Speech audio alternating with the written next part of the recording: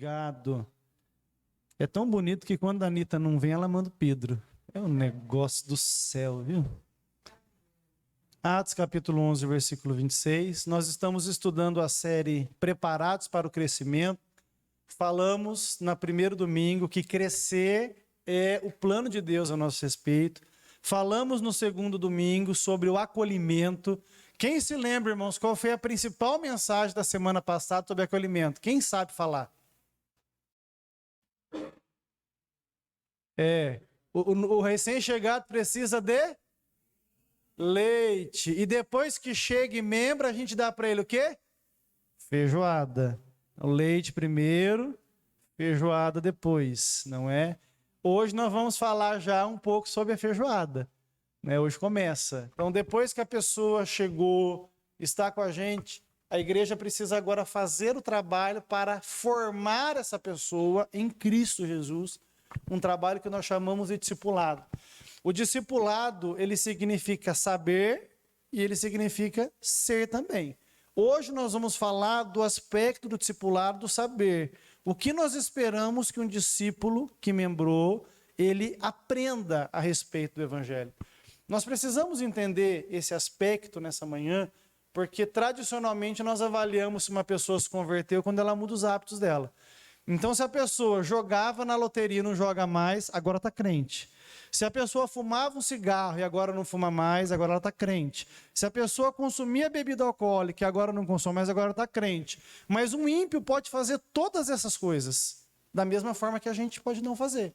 Então nós temos que ter esse cuidado, porque se nós observamos apenas essas mudanças de comportamento da pessoa e não vemos se no coração dela ela de fato está crendo em Cristo, como a Escritura diz, essa pessoa se tornou uma pessoa virtuosa que vai para o inferno como qualquer outra que não se arrependeu. Então, quando a gente pensa em discipulado, a gente tem que olhar discipulado da forma como a Bíblia mostra. Há uma mudança radical nas crenças da pessoa, no que ela passa a acreditar pela operação do Espírito no coração dela, e essa mudança na forma de crer vai mudar como consequência os hábitos cotidianos da pessoa. Primeiro Deus muda por dentro, o que eu creio, o que eu sei e o que eu acredito, e depois o que essa crença muda na minha vida. A gente vai começar a falar sobre isso no próximo domingo. Amém? Atos capítulo 11, versículo 26... A Escritura Sagrada diz assim: e sucedeu que todo um ano se reuniram naquela igreja e ensinaram muita gente. E em Antioquia foram os discípulos pela primeira vez chamados de cristãos. Quantos cristãos eu tenho aqui nessa manhã? Amém? Então hoje, meus irmãos, a gente vai analisar os 8 pilares que demonstram que alguém já nasceu de novo. E que essa pessoa, então, já é um cristão de fato. Como eu falei, se nós observarmos apenas a mudança de atitudes exteriores, a gente poderá chamar de cristão alguém que ainda é pagão. Então, mudar a forma de ser é uma coisa que até um ímpio pode fazer como consequência de um autoexame, de um desejo de crescimento pessoal. Mas isso que eu vou apresentar para vocês, que é segundo o que a Bíblia Sagrada diz, demonstra de fato que alguém já está em Cristo Jesus, já está unido com Cristo e já está amadurecendo como um discípulo do Senhor.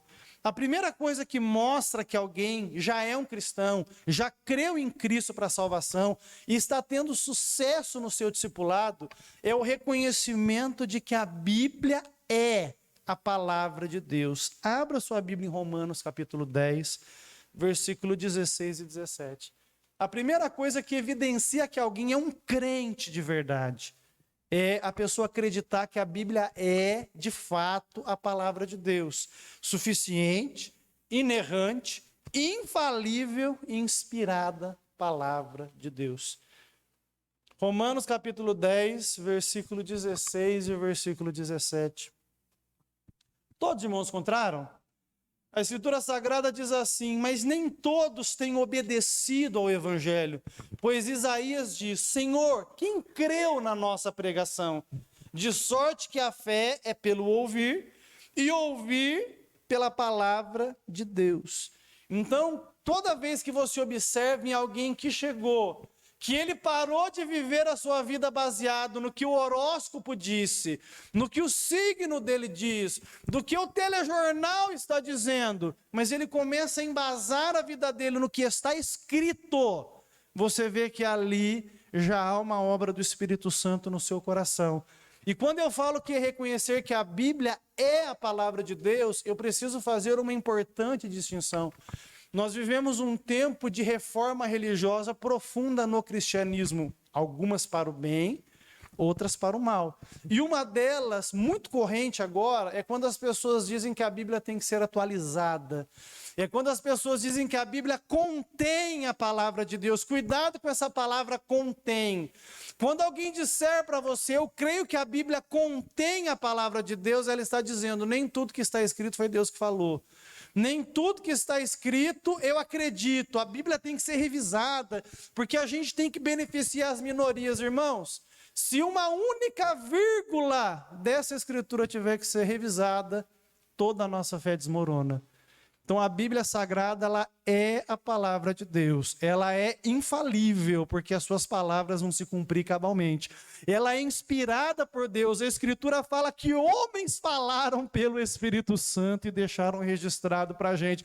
Ela é suficiente, eu não preciso de outro livro, aqui eu tenho todas as respostas, louvado seja Deus. E ela é inerrante em tudo aquilo que ela nos ensina a respeito de salvação, do plano de Deus. As suas palavras não contêm um único erro, uma única incoerência. Então a crença de que a Bíblia é a palavra de Deus determina se você é um cristão ou não. É por isso que quando nós decidimos viver um discipulado mais radical, a gente vai se chocar, não somente com a sociedade, mas vai se chocar também com a religião. Porque hoje a religião organizada e sistematizada ofende princípios de Deus de muitas formas.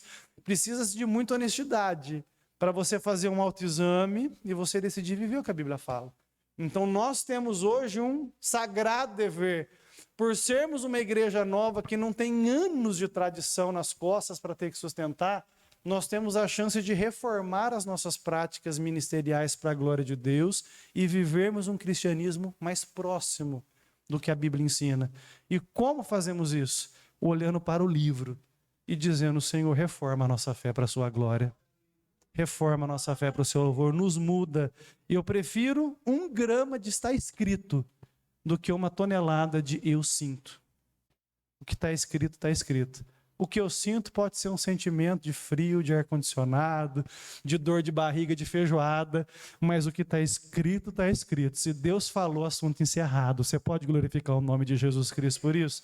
A Escritura fala também sobre esse tema em 2 Timóteo capítulo 3, verso 16 e verso 17. Abra sua Bíblia, por gentileza. Então, recém-chegado, a primeira coisa que eu avalio, se ele já nasceu de novo, se ele de fato se converteu, é o apego que ele tem com a Bíblia. Eu vou usar um exemplo aqui, e eu vou usar respeitosamente. Nós temos, por exemplo, Jeremias de recém-chegado. O Jeremias, sempre que ele vem conversar comigo, irmãos, ele me traz perguntas difíceis de serem respondidas de alguém que está lendo a Bíblia.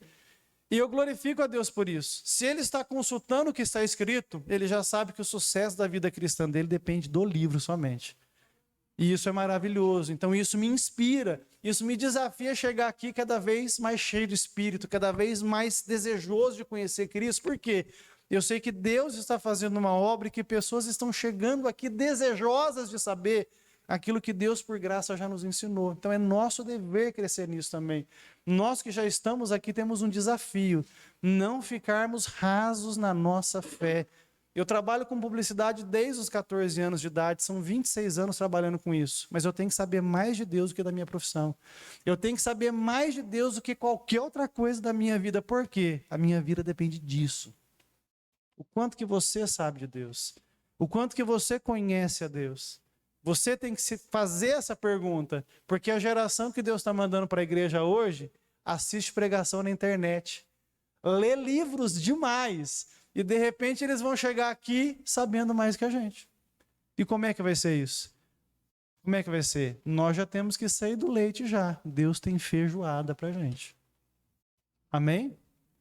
2 Timóteo capítulo 3, verso 16 e 17. Olha o que a Bíblia fala. Toda a escritura é divinamente inspirada e proveitosa para ensinar, para redarguir, para corrigir, para instruir em justiça, para que o homem de Deus seja perfeito e perfeitamente instruído para toda boa obra.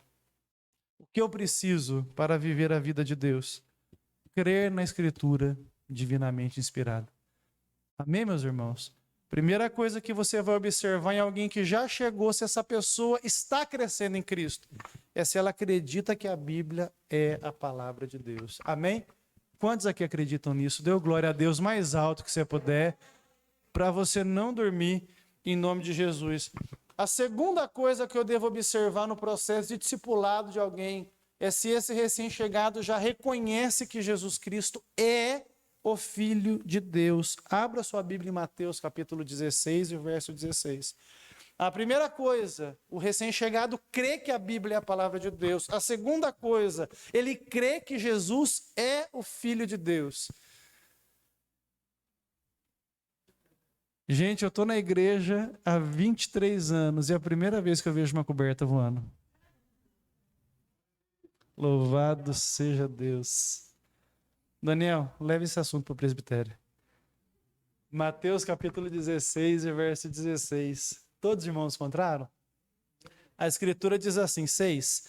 E Simão Pedro, respondendo, disse, Tu és o Cristo, o Filho do Deus vivo. Irmãos, eu estava conversando hoje no discipulado com o Jeremias, na introdução, hoje a aula lá foi a respeito do Senhor Jesus Cristo. Nós vivemos numa sociedade que ama Jesus. Acredite nisso. A sociedade hoje ama a Jesus, mas o Jesus que ela criou, a sua imagem e a sua semelhança. Então, se você falar de Jesus, por exemplo, para um progressista, ele vai falar, Jesus é o meu modelo, Jesus é o defensor da justiça social. Se você falar com um conservador hoje a respeito de Jesus, Jesus é o meu modelo. Jesus instigou em nós o dever de obedecermos à lei de Deus. Se você conversar hoje com um médico que tenha pelo menos um senso religioso, Jesus é o meu modelo, ele é o médico dos médicos, ele curou os enfermos. Se você conversar com um psicólogo, Jesus foi o maior psicólogo. Ninguém entendeu o homem como Jesus. A sociedade ama Jesus, mas um Jesus fracionado. Um Jesus que atenda às suas necessidades de aceitação e de calmaria de consciência. Mas a Escritura nos apresenta um Jesus revolucionário. Um Jesus poderoso. Para começar, a revelação que sustenta a fé cristã dita na boca de Pedro pelo Espírito Santo. Esse Jesus é o Cristo, ele é o Filho do Deus vivo, ele é o próprio Deus que se fez carne para habitar entre nós. Nós não aceitamos um Jesus fracionado, nós queremos um Cristo como a Bíblia nos mostra que ele é o Filho de Deus assentado à destra da majestade das alturas, ele é verdadeiro homem e verdadeiro Deus, ele sofreu morte de cruz pelos nossos pecados, mas ele ressuscitou para a nossa justificação, ele subiu aos céus à presença dos seus discípulos, está sentado à destra da majestade nas alturas e voltará um dia para julgar vivos e mortos. Nós não queremos um Jesus menos do que isso. Nós queremos o Jesus da Bíblia.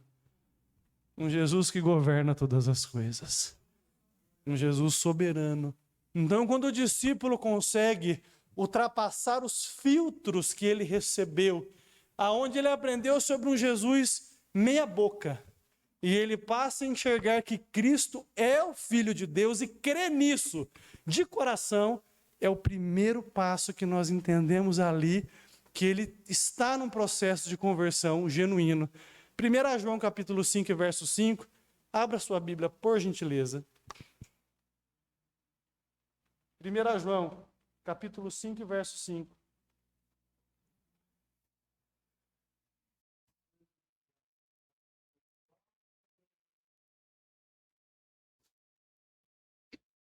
Quem achou, diga glória a Deus. Quem é que vence o mundo, senão aquele que crê que Jesus é o Filho de Deus? Eu quero vencer o mundo. Quantos mais querem aqui? Então creia que Jesus é o Filho de Deus. E se nós não compreendemos isso, nós não o adoraremos como ele merece ser adorado. Nós não desejaremos dar glória ao seu nome, nós não nos submeteremos a ele, aceitando o seu senhorio na nossa vida. Então, quando a pessoa tem Jesus como o amigo, é por isso que aqui eu não deixo cantar os hinos que chama Jesus de você, que chama Jesus de amigo, que chama Jesus de best. Ah, Jesus é meu best friend forever. Não. Jesus é Senhor. Ele é o Filho de Deus. Ele é o verbo que se fez carne. Não diminua Cristo. Jesus não é o amigão da vizinhança. O amigão da vizinhança está no cinema. Jesus está sentado no trono para nos ajudar, interceder por nós. Então, deixa Jesus na posição dele. Ele é Senhor. Nós precisamos reconhecer isso. Os recém-chegados que estão com a gente entendam isso. Jesus, nós temos ele em autoestima. E o nosso coração treme quando, pela obstinação dele, nós falhamos na obediência. Nós não somos perfeitos, mas nós queremos, pela graça de Cristo, honrar o nosso Salvador como ele deve ser honrado. Amém, meus irmãos? Então, a primeira coisa que nós vemos no discipulado de alguém é que ele está fluindo. Essa pessoa crê que a Bíblia é a palavra de Deus. A segunda, reconhece Jesus como Filho de Deus. A terceira, reconhece que o pecado existe e que ele será julgado por um Deus santo. Abra sua Bíblia, por favor, em João, capítulo 16, verso 7 e verso 8. Essa é a terceira evidência da conversão. É a terceira evidência que o discipulado está produzindo frutos em alguém. Essa pessoa reconhece o que é o pecado e ela começa a ficar incomodada pelo fato do pecado existir. João, capítulo 16, verso 7 e verso 8.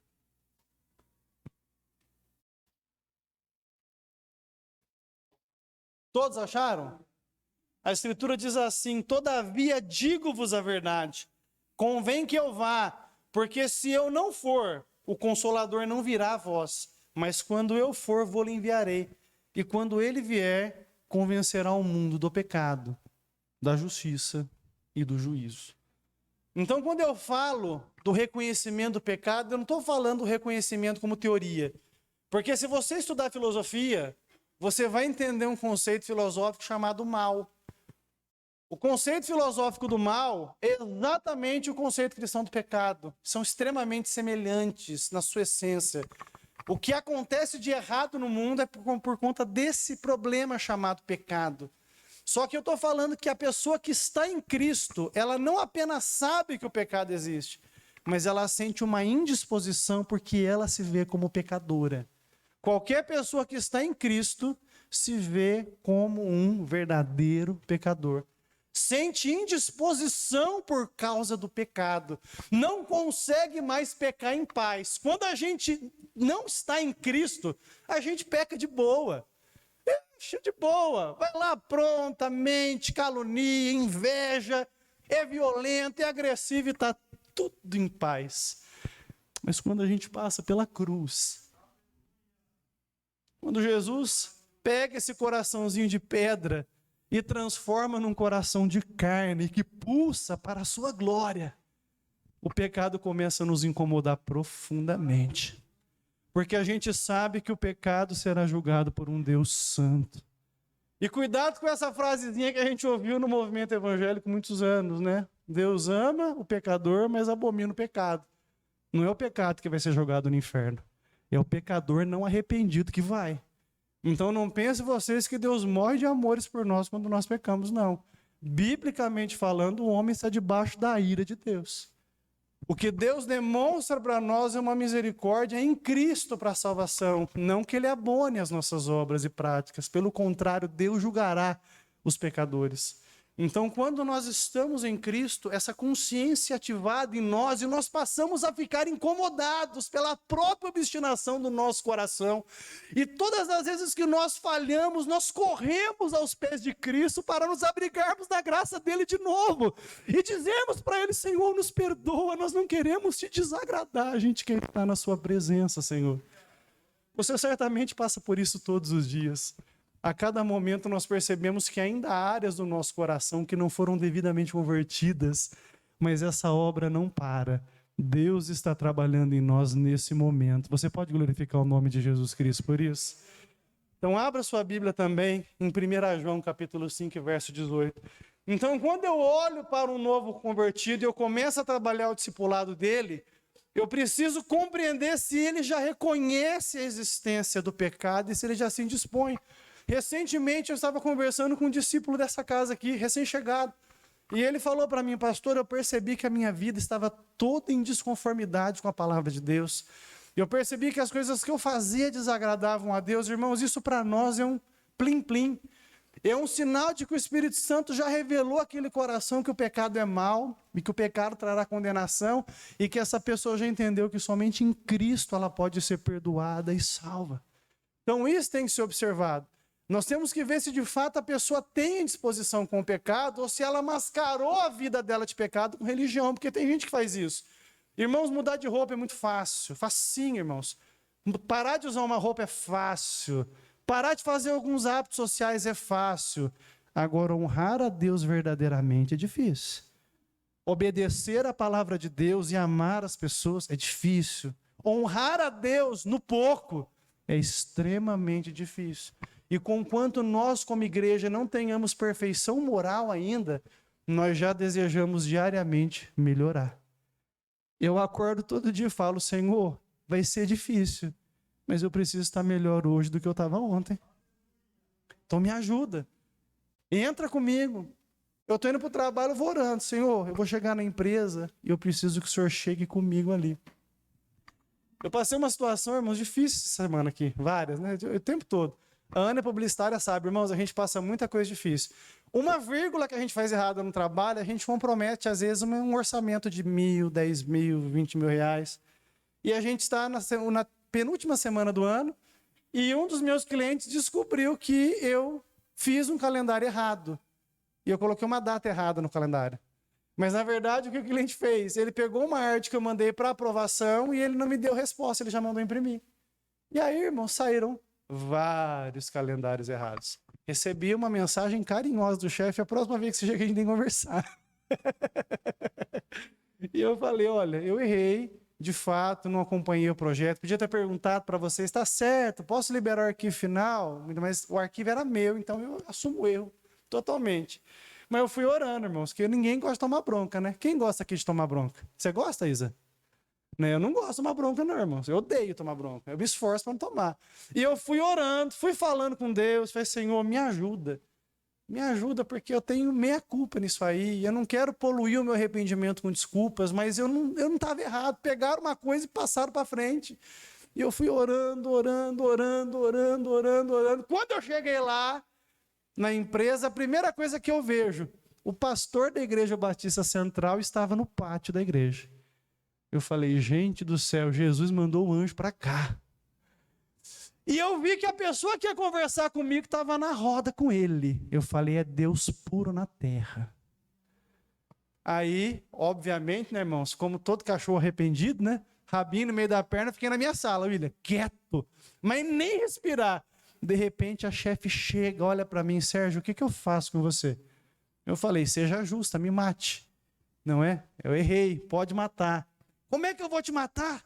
Primeiro, você é pastor. Deus vai pesar a mão em mim. Segundo, eu acabei de conversar com o meu pastor lá fora. Como que eu vou fazer algo com você? E aí, irmãos, apaziguou. Apaziguou. Aleluia. Deus é bom. Eu tinha consciência do meu erro. Busquei graça em Deus, pedi a ajuda dele e Deus teve misericórdia. Essa palavra é para pessoas aqui. Você está falando com todo mundo que você tem um problema. Mas o teu Deus ainda não ouviu da sua boca o que você precisa fazer. Fala com ele. Senhor, a situação é essa, eu estou fraquejando nisso, o meu pecado é esse. Por conta desse pecado, eu sou esse tipo de pessoa, mas eu preciso que o Senhor intervenha. Quando a gente tem honestidade para orar direito, Deus age com poder na nossa vida. Ore direito nessa manhã. Conte para Deus qual é o seu impedimento e aceite o que Deus tem para fazer. Não lute com a vontade de Deus, é loucura. Cada semana que você luta contra a vontade de Deus é semana perdida na sua vida. Aceite o que Deus tem para você. Amém? Não estava no sermão, mas eu tenho que falar isso. O ano está acabando, está na hora de você acertar o que está fora do lugar. Você está lutando com Deus e o tempo está passando, e o tempo não volta, o tempo é cruel. Deus é misericordioso, mas o tempo é cruel. Aceite o que Deus tem na sua vida. Amém? Quarto aspecto que eu tenho que observar na formação de um discípulo, para analisar se ele está de fato em Cristo e crescendo. O entendimento de que Cristo é o único caminho de salvação. Abra sua Bíblia em Atos capítulo 4, verso 12. Conquanto nós vivamos num mundo plural, a nossa fé é singular. Esse vai ser tema de uma série nossa, em breve. Uma fé singular num mundo plural. O que é um mundo plural? É um mundo que acredita que qualquer caminho leva para Deus. Todos os caminhos levam para Deus. É um pensamento ilógico, né? Se eu quiser ir para Valinhos, eu vou sair daqui, vou seguir por dentro, vou pegar ali a estrada do Carrefour, estou em Valinhos. Não adianta eu querer sair para Bandeirantes, para ir para Valinhos, é um caminho ruim, não vai me fazer eu chegar lá. Se eu quiser ir para o Rio Grande do Sul, eu não posso subir para o norte, eu tenho que vir para cá. Só que as pessoas querem que você acredite que qualquer caminho leva para Deus. Não existe isso. Biblicamente, há um único caminho, que é Cristo Jesus. Atos capítulo 4, verso 12. Quem achou, diga glória a Deus. Não há salvação em nenhum outro, porque debaixo do céu não existe nenhum outro nome dado entre os homens, pelo qual importa que sejamos salvos. Então eu tenho que analisar nesse discípulo que eu estou formando, se ele já é capaz de fazer essa confissão. É mais ou menos o seguinte, eu perguntar para o Diego, Diego, por que você é um salvo? Se o Diego responder para mim, porque eu parei de pecar, ele não entendeu o evangelho ainda. Não, eu sou salvo porque antes eu fazia as coisas erradas, agora eu faço certa. Não. Por que você é um salvo, Diego? Porque Jesus Cristo me resgatou. Porque eu andava desgarrado como uma ovelha que não tem pastor, mas eu fui alcançado pelo pastor da minha salvação. Ele fez isso na minha vida. Ele é o meu salvador. Só nele eu tenho salvação. Glória a Deus. Nós vivemos um tempo em que os evangélicos já não acreditam nisso, irmãos. Você pergunta, vai conversar numa roda com alguém, a pessoa fala, a pessoa é tão boa. Mas não mata, não joga, não bebe, não fuma. Só falta ser crente. Só erros em todas as afirmações. Não é? Porque até um crente pode ir para o inferno.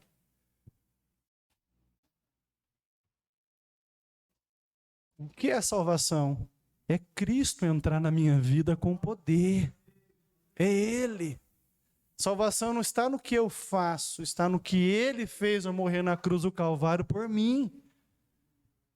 Toda a nossa mentalidade de salvação remete a obras. Eu sou o meu próprio salvador na mentalidade de cada evangélico desse Brasil.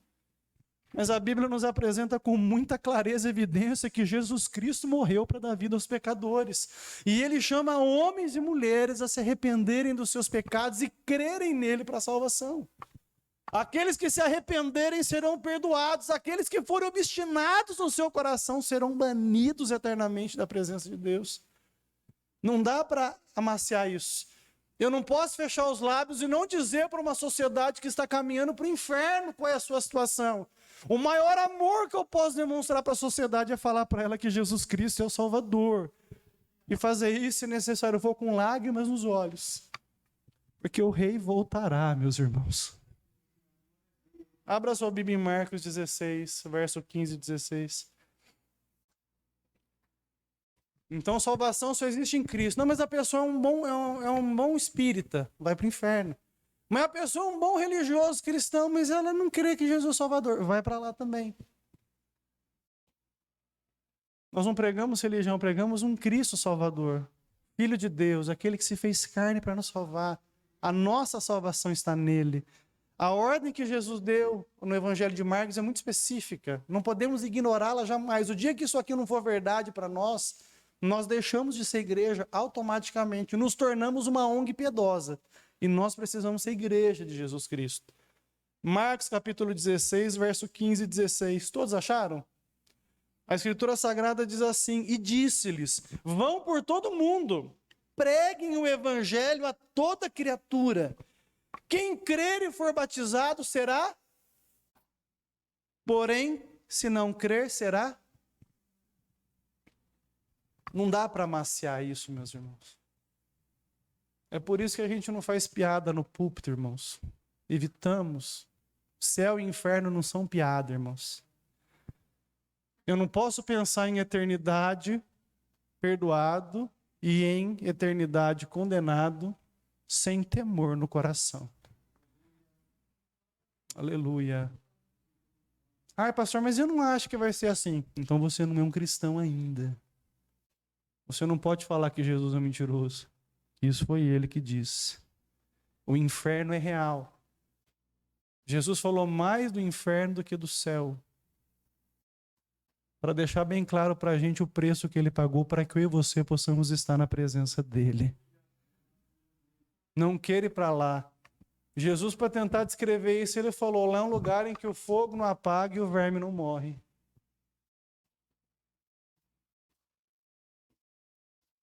E por 6 horas na cruz, ele sofreu o que eu e você sofreríamos no inferno. Aleluia. Você se lembra quando Jesus disse: tenho sede? Você se lembra que na parábola do rico e do Lázaro, o rico falou que tinha sede? Pede para ele molhar ponta do dedo na saliva para saciar aqui a minha sede. Quem se lembra disso na Bíblia? A sede que Jesus sentiu não foi a sede por líquido, mas ele estava sentindo as chamas do inferno por mim e por você.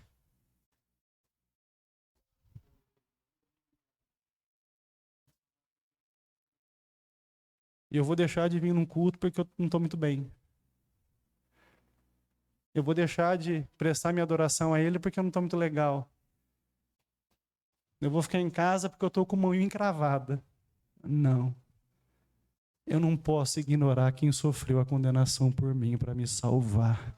E se eu faço isso, eu sou um cristão bem meia boca. Só Cristo é o Salvador.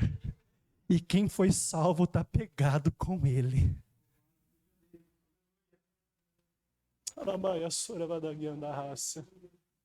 Irmãos, eu não passo um segundo da minha vida sem pensar na minha relação com Cristo. Parece uma marca que ele deixa. Peco bastante, irmãos, mais do que devia. Mas eu acordo pensando em Cristo, eu vou dormir pensando em Cristo. Às vezes eu estou numa atividade de hobby, atividade de descanso, pastor Daniel. E no íntimo eu penso, eu podia estar orando, eu podia estar evangelizando, porque eu tenho consciência do alto preço que foi pago na cruz por mim. E a minha carne treme de pensar que eu posso, por uma bobeira, desagradá-lo. E quando eu me vejo mais fragilizado pelo pecado, eu falo: Senhor, me cobre com teu sangue, me ajuda. Eu quero honrá-lo. Pare de brincar com Deus. Pare de brincar com a salvação. Pare de ficar enamorado com aquilo que pregou Jesus na cruz, o meu e o seu pecado. Pare de pensar que esse cristianismo seu funciona. Quantos anos tem passado e você não vê crescimento na sua vida? Não vê desenvolvimento, não vê santidade se desenvolvendo na sua vida. Que cristianismo é esse? Que cristianismo é esse? Em que uma série da Netflix agita mais o seu coração do que uma reunião de oração e de comunhão com o céu. Que cristianismo é esse que nós temos pregado? Hoje os cristãos estão dispostos a morrer por Lula e por Bolsonaro. Mas os cristãos da Bíblia morriam porque não admitiam chamar César de Senhor. Para eles só Jesus Cristo é Senhor. Temos falhado muito, irmãos. Aramanda, Managuianda, Rácia. Estamos com o nosso coração repleto de ídolos que têm que ser quebrados nessa manhã. Somente Jesus Cristo é o nosso Senhor, somente a Ele devemos a nossa adoração. Os cristãos não podem adorar o medo.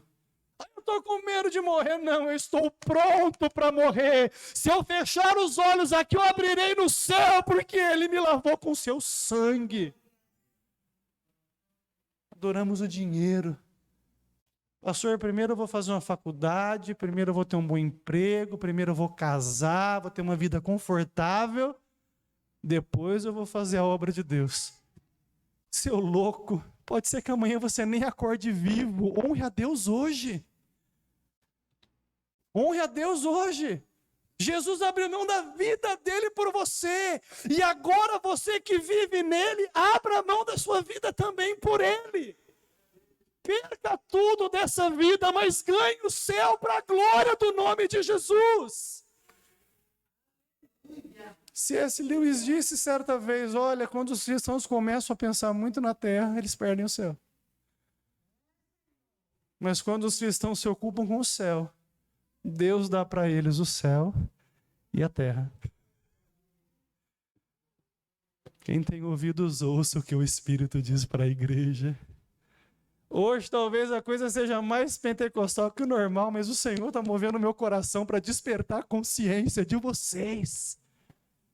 É um momento oportuno para a nossa consciência ser despertada. Quem é Jesus para você? Qual a importância de Cristo para você? Os seus planos para 2022 quais foram? Ganhar mais dinheiro, fazer uma boa viagem, ter um emprego melhor? Loucos! Esta noite pedirão a sua alma e o que vocês têm, para quem será? Qual deve ser o nosso plano para 2022? Honrar aquele que derramou sangue por nós na cruz. Mas pastor, não devo ser previdente? Deve. Mas Cristo na frente. Pastor, mas eu não tenho que fazer uma poupança? Faça. Mas Cristo na frente. Pastor, mas eu não tenho que objetivar fazer uma faculdade. Tem, mas Cristo na frente. Aleluia. Cristo na frente. Porque Ele é o único caminho. Você pode glorificar o nome dEle nessa manhã? Aleluia. O Senhor desceu na casa, irmãos. Ele está aqui, Ele está falando com corações aqui. Está na hora da gente acordar. Porque a nossa salvação está mais próxima do que quando nós recebemos a fé. Muito mais. A quinta evidência da conversão de alguém, e se o discipulado está fluindo, é a pessoa entender que a salvação é dada gratuitamente pela fé no Evangelho. Abra sua Bíblia em Romanos capítulo 4, verso 25. E outro irmão, abra sua Bíblia em Gálatas capítulo 1, verso 8. Vou precisar da ajuda de vocês agora. Daniel, deixa Gálatas 1 e 8 aberto, você vai ler bem alto para mim. Romanos capítulo 4, verso 25, quem achou, diga glória a Deus. A Escritura diz assim, Jesus foi entregue por causa das nossas transgressões e ressuscitou para a nossa justificação. O novo convertido deve entender que ele é salvo pela fé no Evangelho, que a salvação não tem participação dele. Irmãos, deixa eu desenhar para você. Você não participa em nada da sua salvação. A salvação é uma obra de Deus do começo até o fim. No discipulado e na santificação, Deus trabalha conosco. Mas na salvação, a obra de Deus do começo ao fim. Eu precisei fazer recente 2 cirurgias. Mesmo problema. Primeira cirurgia não teve muito sucesso e fazer uma segunda para consertar. E foi mais ou menos assim. Enfiaram a anestesia em mim, eu apaguei. Acordei algumas horas depois, já operaram, tudo no jeito. O cirurgião fez tudo, eu não fiz nada. Assim é a salvação. Deus faz tudo e você não faz nada. Amém? Isso mexe com o nosso orgulho. A gente quer tirar uma casquinha, né?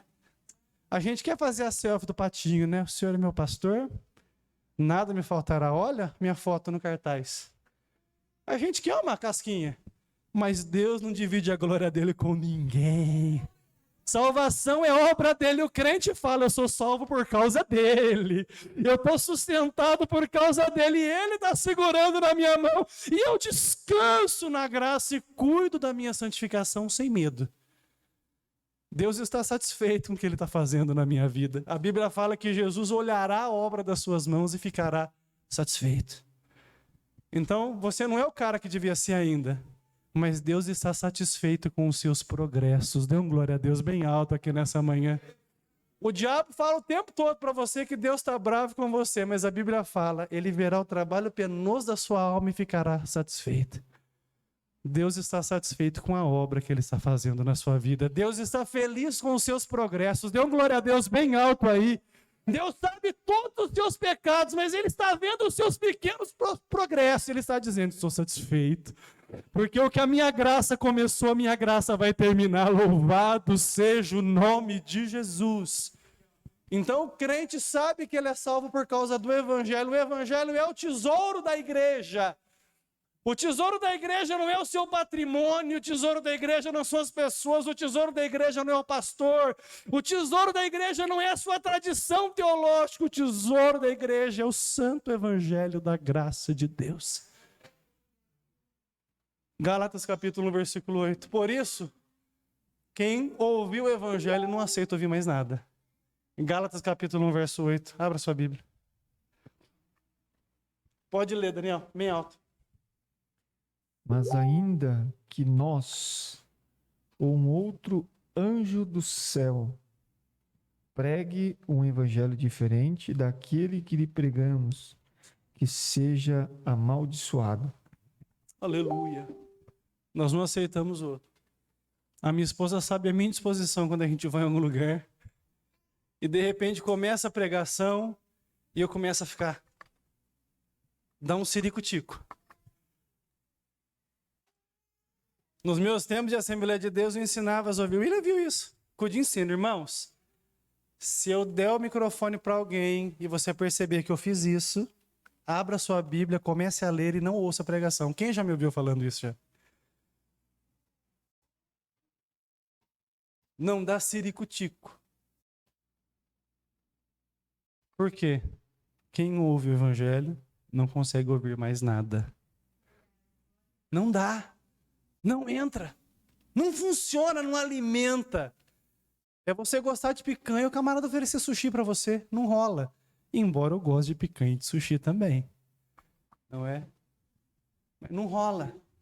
Peixe, sushi, cruzinho no meio do arroz com shoyu. Cara, aquilo é de Deus. Eu tenho certeza que foi um reformado que inventou sushi. Tenho certeza. É bom demais. Você gosta de sushi, Ana? É bom. E o temaki? Mas vamos falar da Bíblia hoje. Louvado seja Deus. Então o discípulo sabe que ele é salvo pela graça.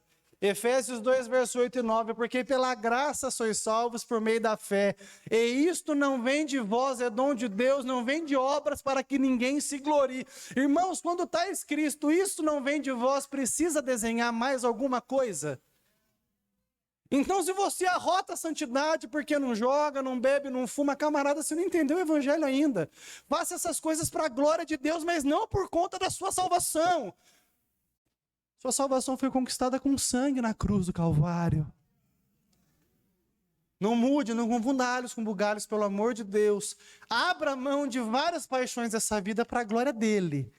Mas a sua salvação foi paga na cruz por Cristo. Amém? Sexta evidência da conversão de alguém e do sucesso no discipulado, o reconhecimento de que a igreja é o corpo de Cristo na face da terra. Colossenses capítulo 1, verso 18, abra sua Bíblia por gentileza. Irmãos, é impossível amar o noivo e desprezar a noiva. Não dá. Não dá. Se você falar para mim, Sérgio, eu gosto de você, mas eu não gosto da Hélida, eu vou falar para você, então você não gosta de mim, porque eu e a Hélida somos um. Da mesma forma, a igreja é com Cristo. Hoje está uma galerinha, não, eu sou crente, mas não gosto da igreja. Então você não é crente. Vou falar que nem o André Valadão. Você não é crente, não? Não tem como. Não tem como. E depois eu vou dinamitar um conceito que vocês têm, que tem que sair hoje também. Colossenses 1,18. Ele é a cabeça do corpo, que é a igreja. Ele é o princípio, o primogênito dentre os mortos, para ter a primazia em todas as coisas. Cristo é o cabeça, mas a igreja é o corpo. O discípulo deve entender que Deus faz tudo nesse mundo através da igreja. Hebreus capítulo 10 e verso 25, abra sua Bíblia.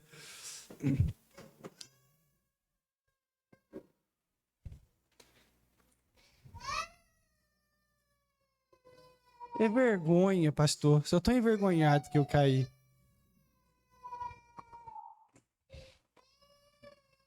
Quem achou Hebreus 10 e 25, dê glória a Deus. Não deixemos de nos congregar como é costume de alguns. Pelo contrário, façamos admoestações, ainda mais agora que vocês veem que o dia se aproxima. Irmãos, não existe plano de Deus individual na minha vida, a parte da igreja local. Vou falar mais uma vez, Deus não tem nada na sua vida que não passe pela igreja local. Nada. Os planos de Deus não são individuais, são coletivos. Deus trabalha com um povo. Ah, Deus tem um plano na minha vida que me afasta da igreja local. Não é de plano de Deus, é o seu eguinho que quer te deixar longe. As coisas que Deus faz com o povo de Deus acontecem na esfera de uma igreja local. Paulo foi plantador de igrejas, mas nunca deixou de estar numa igreja local. Hoje está Irmãos, eu posso falar com muita honestidade? O movimento evangélico mostra pra gente o fracasso que é deixar pessoas longe da igreja. Quem tem acompanhado a triste história daquele cantor J.A.? Novo demais. Projetaram o menino, fizeram dele uma estrela, claramente sem discipulado algum. E quando as questões difíceis que envolvem a adolescência e o começo da juventude chegaram, ele não teve estrutura nenhuma para lidar. Hoje ele se diz emancipado. Mas quem vê as fotos que ele tira, irmãos, vê claramente um rosto de frustração. Vazio. Pode cuspir que tá bem. Tá não. Se tivesse bem, não estava mostrando. Se está fazendo vitrine, é porque quer esfregar na nossa cara que está bem, não estando. Quem está bem não faz vitrine. Isadora Pompeu, extremamente talentosa, rasa, não conhece nada de Deus. Casa, descasa, e está tudo muito bem. Agora sumiu da mídia porque está depressiva. Não era melhor ter ficado na igreja local? Ouvindo, aprendendo, crescendo. Mas as pessoas querem fazer do cristianismo um palco para sucesso. Se você está aqui para ter sucesso, por favor, procure outra casa. Aqui nós estamos aqui para sermos servos. Se você vem aqui para brilhar, aqui não é o lugar. Já temos quem brilha. Jesus Cristo, a resplandecente estrela da manhã. Aqui nós somos um bando de miseráveis ajudando uns aos outros. Maltrapilhos que não tem aonde se escorar e que precisam. Eu preciso do ombro do Daniel, do Edson, do Emerson. Mas o movimento evangélico projeta essas estrelas. Lembro na minha juventude, Rodrigo lembra disso? Qual que é seu sonho? Pregar nos Gideões. Claro que eu tinha. Sonhava em ser o Marco Feliciano II. Mas graças a Deus, o que Deus tinha para mim era que eu fosse o Sérgio Fernandes, o pastor de vocês. E eu estou satisfeito com isso, profundamente satisfeito. Eu pedi uma coisa para Cristo quando Deus me falou que tinha esse plano comigo. Falei, Jesus, eu quero pelo menos ter o prazer de estar lá, de ver a igreja formada. Depois de ver formado, se eu quiser me levar, eu estou pronto. Mas eu quero ter o prazer. Rodrigo me ouviu falando isso diversas vezes nos almoços. Eu só quero ver. Irmãos, estamos aqui hoje. Hoje, graças a Deus, tem uma boa frequência. E pensar que metade da igreja faltou. Irmãos, não é motivo para a gente glorificar a Deus? Nessa experiência, Deus me deu família, me deu uma carreira, me deu condição de cuidar dos meus filhos. Eu preciso, irmãos, de mais. Eu preciso de 5 milhões de seguidores no Instagram? 5 milhões de pessoas cuidando da minha vida? Dizendo para mim o que eu devo ou não devo fazer, fazendo cultura de cancelamento com isso. Irmãos, isso não é vida. Cristãos que se envaidecem com essas coisas não entenderam o evangelho de Cristo ainda. A gente tem que ser como João Batista. É necessário que ele cresça e que eu diminua. Então, tudo que Deus faz nessa esfera da igreja local. Você quer saber se o seu cristianismo está falhando, é quando você perde o desejo de congregar. Irmão, perdeu o desejo de congregar, acende uma alerta, liga para mim, pastor. Eu estou fraquíssimo na fé para morrer. Porque, irmãos, eu todos os dias, se eu pudesse, eu estaria na igreja adorando a Deus. Eu amo estar aqui. Eu amo abraçar vocês. Eu amo separar as brigas de vocês. Eu amo resolver as buchas que a gente arruma. Me energiza. Mostra que eu estou vivo. Amém? Então fala para quem está do seu lado, você tem que congregar, não tem jeito, não dá para escapar disso. 7ª evidência de que a pessoa está em Cristo, eu vou atrasar 10 minutos ainda, que a pessoa está em Cristo e que o discipulado está fluindo, ela espera ansiosamente a volta de Jesus Cristo. João capítulo 14, verso 2 e 3. Irmãos, um cristão que não espera a volta de Cristo está com defeito. Nós esperamos isso desesperadamente. O Espírito Santo falou em Apocalipse, Maranata, ora vem Senhor, aleluia. O Espírito e a noiva dizem isso. Então a gente aguarda esse dia. Esse mundo é legalzinho, mas ele é amaldiçoado pelo pecado, jaz no maligno. O que Deus tem para a gente é melhor. João capítulo 14, verso 2 e verso 3. Quem achou, diga glória a Deus.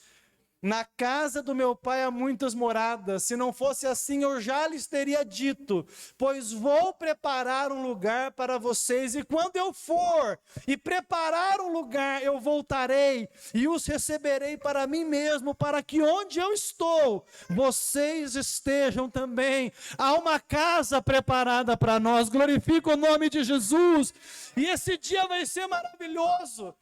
Diferente, irmãos, daquele pensamento corriqueiro do arrebatamento secreto, ninguém vai ver. A Bíblia deixa claro para a gente que todo olho verá a vinda de Cristo. Mateus capítulo 24, verso 30 e 31. Então aparecerá no céu o sinal do Filho do Homem. Todos os povos da terra se lamentarão e verão o Filho do Homem vindo sobre as nuvens do céu, com poder e grande glória, e ele enviará os seus anjos com grande som de trombeta, os quais reunirão quem? Os seus escolhidos dos 4 ventos de uma ou outra extremidade dos céus. Todo olho vai ver, nada de secreto. Irmãos, vai ser a chegada de um rei com pompa, com miríades de anjos, todo olho o verá.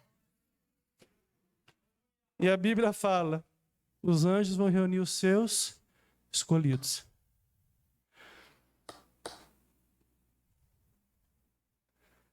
Se eu te chamar para almoçar comigo hoje, você vai ficar feliz?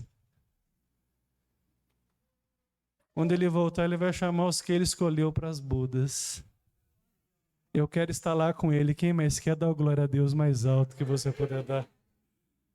Última evidência a respeito da conversão e do discipulado de alguém. A crença da ressurreição dos mortos como a nossa maior esperança. A maior parte dos cristãos nem sabe disso.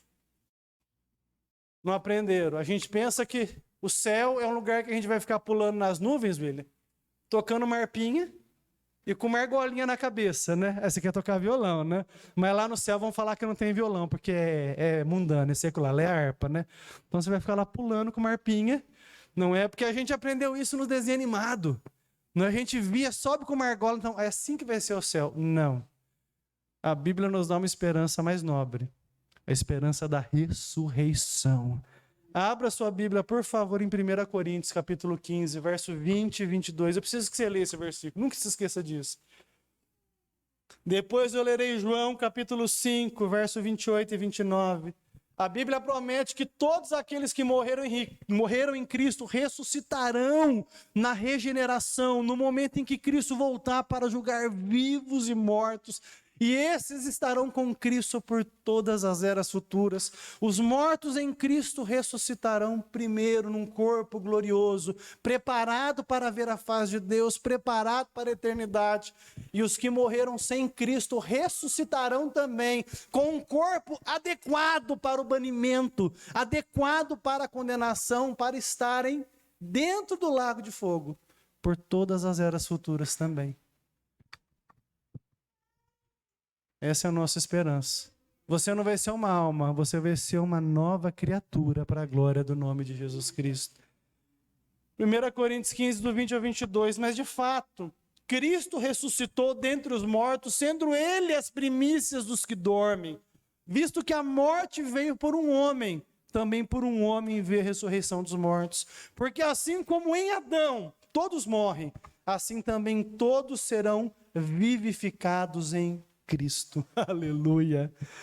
João capítulo 5, verso 28 e 29. Não fiquem maravilhados com isso, porque vem a hora em que todos os que se acham no túmulo ouvirão a voz dele e sairão. Os que tiverem feito bem, para a ressurreição da vida. Os que tiverem praticado mal, para a ressurreição do juízo. Apocalipse 20, verso 6. Bem-aventurado e santo aquele que tem parte na primeira ressurreição, a dos santos. Sobre esses a segunda morte não tem poder, pelo contrário, serão sacerdotes de Deus e de Cristo e reinarão com ele. Aleluia! Você pode glorificar o nome de Jesus Cristo?